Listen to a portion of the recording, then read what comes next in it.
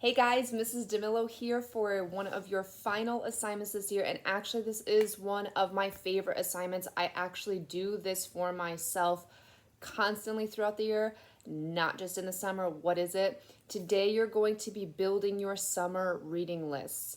Now, if you're anything like me, avid readers always know like what book they're going to want to go to next. In the summer, I can make it through a lot more books, or I can make it through books faster than if it was during the school year. That's the beauty of summer vacation. So, how do we go about making a good list? Well, first of all, a lot of you already know books that you want, or there's been books throughout the year that you haven't gone to yet. Put those on your list. Second of all, get recommendations. My sisters and I are constantly recommending books to each other. You can get book recommendations from friends, from family, from teachers. You know that I love recommending a good book. You could talk to Mrs. Conway, you could talk to Miss Herman, you could talk to Mrs. Johnson. Anyone you know and trust and you think knows your style and taste, talk to them about getting a good book recommendation. You're going to want to make sure that you look at different things, like different genres. Some of you have branched out this year.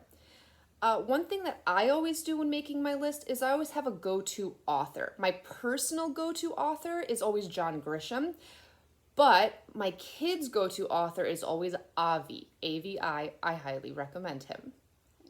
So you can get recommendations. You can go back to authors that you know and love. I love going back to the classic Medal Award winners, so like the Newbery Honor books or the Newbery Awarded books. Those books to me are always great, always classics, and they're up to date. I'm currently reading one of the newest ones from this year. You're going to want to make sure that you go to something like maybe the Nutmegs. Some of you love reading the Nutmegs. If you do a little bit of research, you could find the upcoming Nutmeg selection. You can add those to your list. Whatever you do though, however you start your list, make sure that you put the title and author on your list. You want to have both. That way it's ease of access. And that way, if you really like the book, you might find another author that you really love. Make sure you put this list in your digital notebook. Now, some of you would prefer to hand write it out and then you can kind of like check it off and mark it off as you go. That's fine. Just make sure that when your list is complete, you take a picture and you upload it to your digital notebook. Finally, this is a really good chance or a really good time to finalize your reading log. Some of you can add your book club books. Some of you can add some other individual books. Okay, so today, again, you're making a library for yourself for this summer. It could be digital books. It could be hard copy books. You can do a book swap with friends, but make sure you have that list there so that when you finish one, you know which one to go to automatically.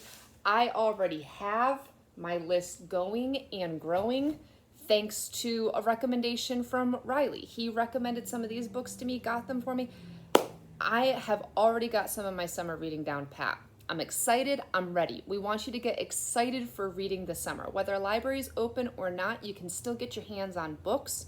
There's great ways to do that. There's great programs out there. So make that list, see us if you need any recommendations, and happy reading.